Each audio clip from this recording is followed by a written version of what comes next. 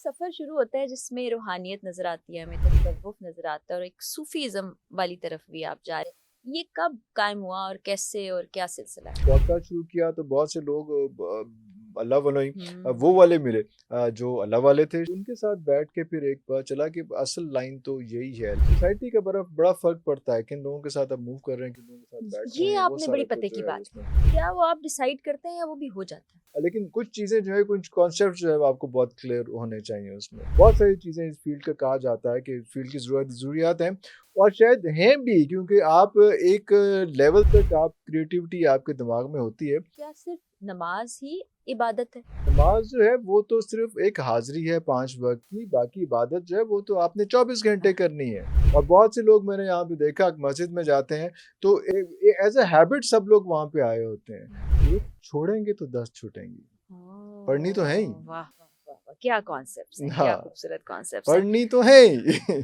और इरफान साहब, हम जब कनेक्शन की बात कर रहे हैं तो सबसे जो ज़रूरी कनेक्शन है हम उसको कहीं ना कहीं भूल जाते हैं, इतने मसरूफ़ हो गए हैं ना कि अल्लाह ताला से कनेक्शन। आपकी पर्सनालिटी में और आपकी जर्नी में भी हमने एक शिफ्ट देखा, पता नहीं देखने वालों को उतना शायद अंदाज़ा नहीं होगा कि एक तरफ शोबिस की चकाचौंध है और हीरोइंस हैं, बस मैं तब हीरोज़ भी इतना शोधा नहीं था। हैं। नहीं, शोधेपन की नहीं, शिफ्ट की शिफ्ट बात है जी। तो किया। फिर एक सफ़र शुरू होता है जिसमें रूहानियत नज़र आती है, हमें तसव्वुफ़ नज़र आता है और एक सूफ़ीज़्म वाली तरफ भी आप जा रहे हैं। ये कब कायम हुआ और कैसे और क्या सिलसिला है? जी, एग्ज़ैक्टली वही टाइम था मेरा ख़्याल है, पता नहीं कितना हुआ है, कितना अभी ब होना है, लेकिन वो टाइम यही था कि वारिस साहब के साथ जो कनेक्शन, वारिस साहब बड़े अल्लाह वाले आदमी थे, तो उनके माशाअल्लाह। साथ जितना कनेक्शन था, उनके साथ जितना ज़्यादा टाइम गुज़रा और उनके साथ जिस तरह से आपको मैंने बताया कि वो हुँ, कश्फुल मजूब हैं या बाकी किताबें हैं, वो सारी उनके साथ बैठ के मैंने क्या पढ़ी, जो बात मैंने है। कभी सोचा भी नहीं था कि मैं भी ये वाली हुँ, इस किस्म की किताबें पढ़ूँगा, क्योंकि फ़ील्ड ही ये वाली नहीं थी, इस नहीं किस्म थी। की थी। तो वो फिर चीज़ें जो है वो आहिस्ता-आहिस्ता वो अंदर आनी शुरू हुई। उसके बाद जब पॉडकास्ट शुरू किया तो बहुत से लोग अल्लाह वालों ही वो हुँ। वाले मिले जो अल्लाह वाले थे शायद, तो बल्कि शायद क्या डेफ़िनेटली अल्लाह वाले थे। तो उनके साथ बैठ के फिर एक पता चला कि असल लाइन तो यही है। लेकिन शायद ये हर किसी के साथ हो जाता है 40 साल की उम्र के बाद, जो है वो जो 40 का हुँ। चिल्ला होता है, उसके बाद एक कनेक्शन जो है वो मैच्योरिटी का आ जाता है। उसमें आपने फिर खुद नहीं डिसाइड करना होता है, फिर ये डेस्टिनी डिसाइड करती है कि आपको किस जगह पे लेके जाना होता है। तो वो लेकिन एक चीज़ है कि वो कहीं न कहीं अंदर होता है। वो एक क्या कहते हैं, शोला कहीं न हुँ, कहीं दबा हुआ होता है और हुँ, फिर वो आगे आ जाता है, भड़क जाता है। हुँ। क्योंकि बहुत से लोग मैंने देखा है 60-70 साल की उम्र में भी वही खिलंड्रापन और वो जो आप कह रहे थे शोख़ा वाला वो भी है।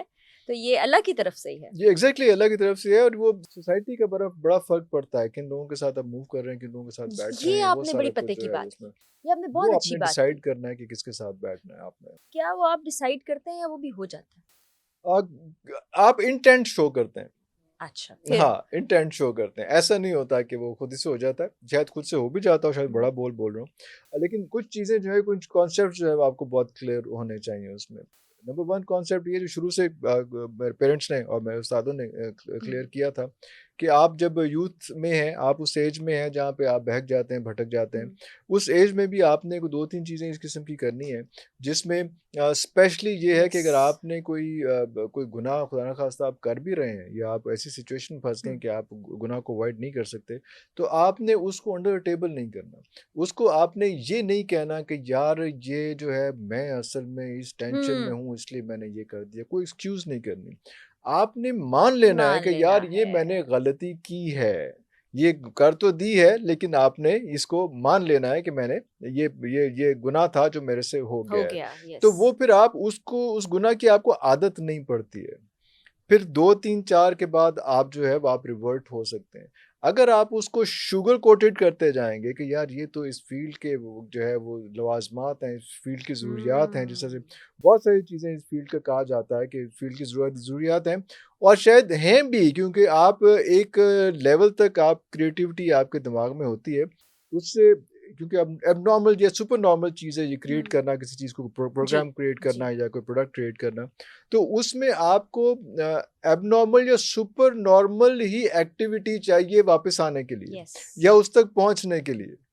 आप नॉर्मल जब तक आपको ये याद है कि मेरी बीवी ने जो है कहा हुआ है कि पैम्पर लेके जाना है या मैं दूध का हुँ। डब्बा साथ लेके जाएँ चीज़ें, तो क्रिएटिविटी नहीं हो सकती है। तो ये भी एक ज़रूरी है कि हाँ। आपको उन चीज़ों से कैसे अपने आप को डिस्कनेक्ट करना है और फिर आप क्रिएटिव साइड पे आप जा सकते हैं। तो वो डिस्कनेक्ट करने का अगर आपको आदत हो गई है, तो आप फिर स्पिरिचुअल साइड पे भी जा सकते हैं। अगर आपने ये एक्सक्यूज़ेज़ लिए हैं कि अगर मैंने डिस्कनेक्ट होना है, तो किसी एबनॉर्मल या किसी गलत एक्टिविटी के थ्रू आपने हुँ। डिस्कनेक्ट होना है, तो फिर आपको स्पिरिचुअलिटी की तरफ नहीं लेके जाएगी। मेरे वालिद साहब स्मोकिंग करते थे बहुत अरसा पहले।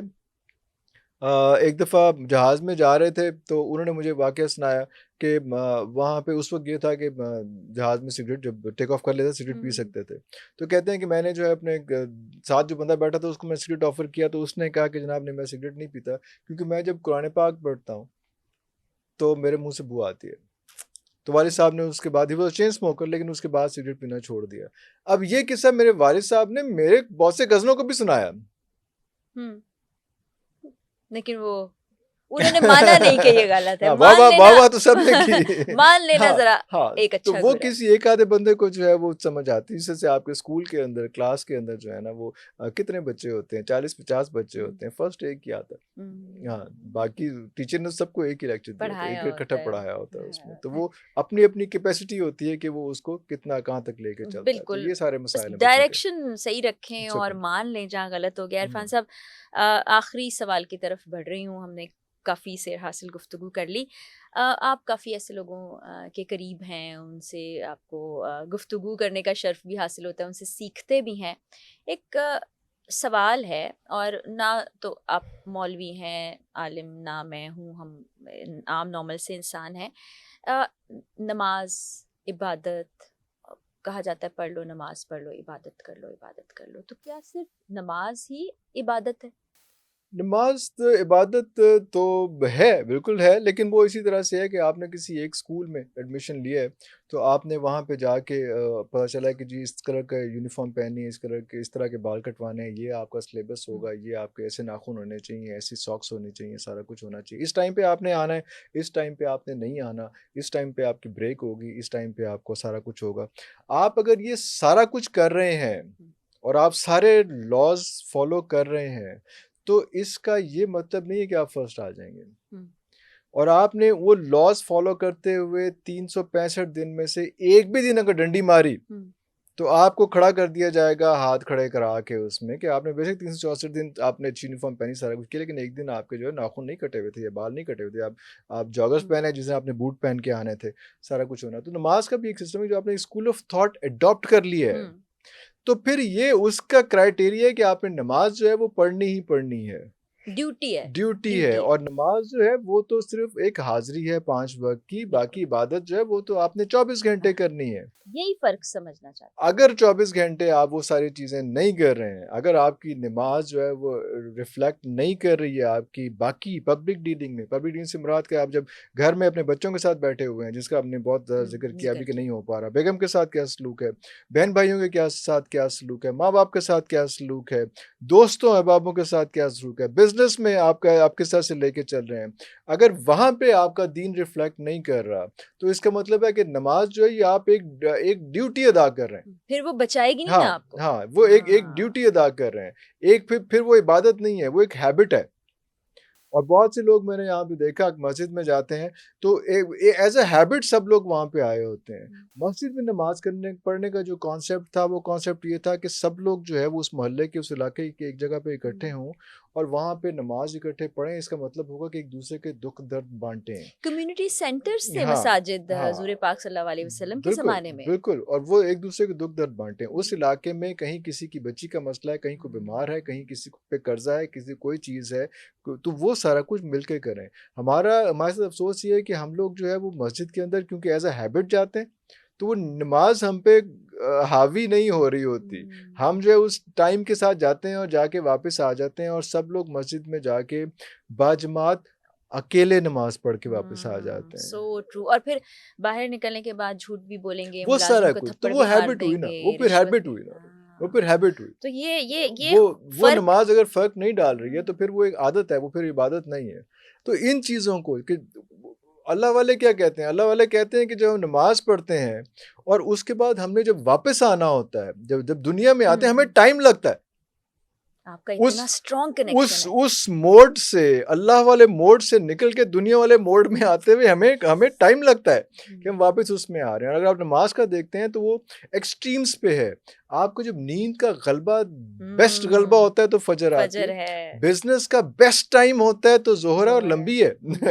इस तरह से असर, जब आप बिजनेस वाइंड अप कर, जब आप थक घर जा रहे थक होते रहे हैं, हो आप। हाँ, जब आप घर जा रहे हैं तो उस वक्त आपके पास वो मगरिब का टाइम हो रहा है। जब आप पे नींद का गलबा आ रहा है तो फिर उसके बाद आपके पास ईशा ईशा का है। टाइम हो रहा है। ये सारे वो टाइम्स हैं जिसमें अल्लाह ताला हर बारी वार्न कर रहा है कि यार आपने आपने अल्लाह अल्लाह अल्लाह अल्लाह 5 टाइम्स। और जो कहा जाता है कि ये 50 टाइम्स था, 50 टाइम्स से मुराद ये है कि शायद अगर मैं गलत नहीं तो हर 28वें मिनट पे आपने नमाज पढ़नी थी। 24 घंटे में से अगर 50 टाइम्स पे होता उसमें। बल्कि मैं साहिल अदीम के साथ ओहो बैठा हुआ था तो हो। उन्होंने कहा कि जनाब 50 नमाजें थी, 50 नमाजों का जो है वो अल्लाह ताला, जब हुज़ूर सल्लल्लाहु अलैहि वसल्लम ने रिक्वेस्ट की कि इसको नमाज़ों को स्क्वीज़ डाउन कर दें, तो उन्होंने कहा चलो ठीक है 5 नमाजें, लेकिन मेरे पास लौह महफूज़ में 50 नमाजें ही होंगी।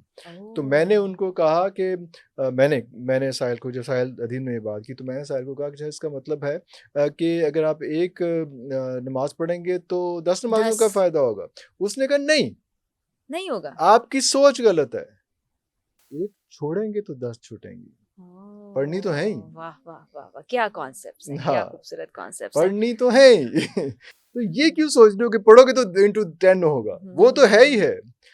छोड़ोगे, अगर तुम ये ज़हन में नहीं रखोगे कि मेरे से अगर नमाज़ छूट गई तो तो 10 10 नमाज़ें छूट गई हैं। छूटेंगी, तो फिर तुम जो है वो किसी तरफ से इस पे कन्विंस होगे। हम 4 नमाज़ें, 5 नमाज़ें, 6 नमाज़ें, मतलब 6 दिन की नमाज़ें पढ़ने के बाद हम कहते हैं कि यार अब तो हमारे पास हर चीज़ की चीज़ है। ये तो बहुत बेसिक है, ये तो ये फर्स्ट हम चीज़ है, समझते हैं फर्स्ट स्टेप एहसान है। कर दिया हमने, हाँ, नाउजुबिल्लाह, फर्स्ट अल्लाह मियां स्टेप है। पर। हाँ, फर्स्ट स्टेप है। तो इस तरह से ये तो स्कूल ऑफ थॉट में आने का एक क्राइटेरिया है जिसको आपने निभाना ही निभाना है। बेशक। और अगर आपने इसको छोड़ा तो आप पे आपके साथ ज़्यादती होगी। अगर आपने इसको अडॉप्ट किया तो ये कोई किसी की ज़ात पे एहसान एहसान नहीं नहीं कर रहे है, ये हैं। आप अपने लिए जन्नत खरीद रहे हैं। लेकिन अगर आपकी आपकी ट्रांसफॉर्मेशन नहीं हो रही, लोग इस तरह से भी मैंने देखा कि वो जो फ़र्ज़ हैं वो मस्जिद में पढ़ते हैं और सुन्नतें जो है घर में पढ़ते हैं, ताकि बच्चों को और बेगम को और बेटियों को भी एहसास हो कि हमने भी नमाज़ हम्म, पढ़नी है, सारा कुछ होना है। लेकिन हमारे यहाँ देखते हैं चुप करके, जो हम जाके मस्जिद में पढ़ाते हैं, ये नहीं देखते कि यार बेगम ने पढ़ी, बेटी ने पढ़ी, बेटे ने पढ़ी, नमाज़ नहीं पढ़ी। तो ये फिर वो एक अपनी नमाज़, वो फिर सबका जब तक आपने जवाब नहीं देना तब तक मुश्किल हो जाएगा। बहुत खूबसूरत बातें हमें पता चली इरफान साहब। एक और आपकी ज़ात का पहलू, बल्कि अरे अल्लाहु बहुत अकबर! से पहलू अल्लाहु सामने अकबर! आए, लोगों ने भी यकीनन बहुत सीखा होगा। हुँ। बहुत शुक्रिया आपका वक्त निकालने के लिए। और आप लोग से सिर्फ ये कहना चाहूँगी कि कॉन्सेप्ट जो है ना उसका क्लियर होना और फिर बैलेंस को बरकरार रखना बड़ा ज़रूरी है। अगले पॉडकास्ट में मुलाकात होगी, इजाज़त दीजिए, अल्लाह हाफ़िज़।